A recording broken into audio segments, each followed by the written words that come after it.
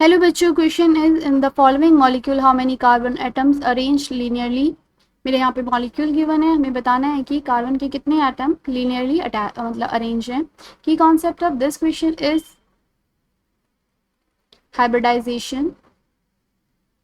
Hybridisation जो है मुझे क्या बताता है, मॉलिक्यूल की ज्योमेट्री जो है वो निकाल कर देता है हाइब्रिडाइजेशन।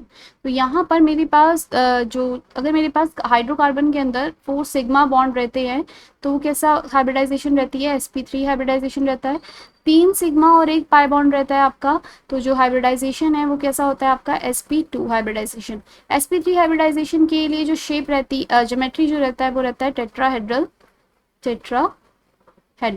और मेरे पास जो sp2 हाइब्रिडाइजेशन रहता है उसके लिए जो ज्योमेट्री रहती है वो रहती है ट्रायगोनल प्लानर ज्योमेट्री।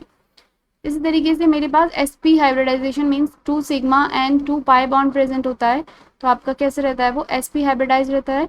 और आप कार्बन और आपका यहाँ पे जो शेप रहती है वो कैसी रहती है, लीनियर शेप रहती है, ज्योमेट्री जो रहता है वो लीनियर रहता है। तो यहाँ पे अगर मैं हाइब्रिडाइजेशन निकालूँ इस पहले कार्बन पे मेरे पास CH2 जो लिखा है, यहाँ पर मेरे पास sp2 हाइब्रिडाइज ये कार्बन होगा क्योंकि यहाँ पे 3 सिग्मा और 1 पाई बॉन्ड है ये वाला।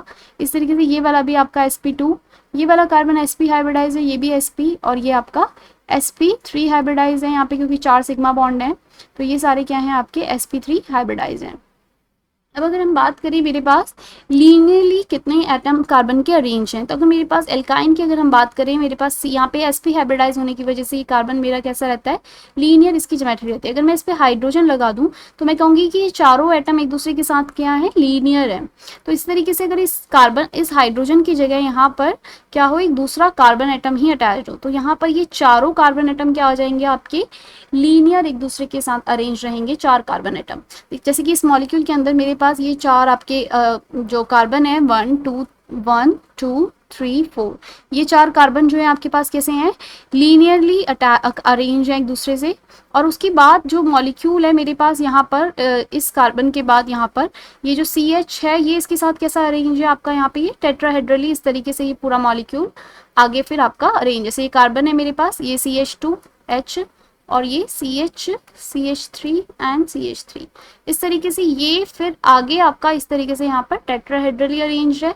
और इस तरीके से आप ये वाला कार्बन क्योंकि sp3 है तो ये इसके साथ इस वाले कार्बन के साथ तो ये लीनियर है, लेकिन आगे इन ये तीनों को उसने टेट्राहेड्रली क्या करा हुआ है, अरेंज किया हुआ है।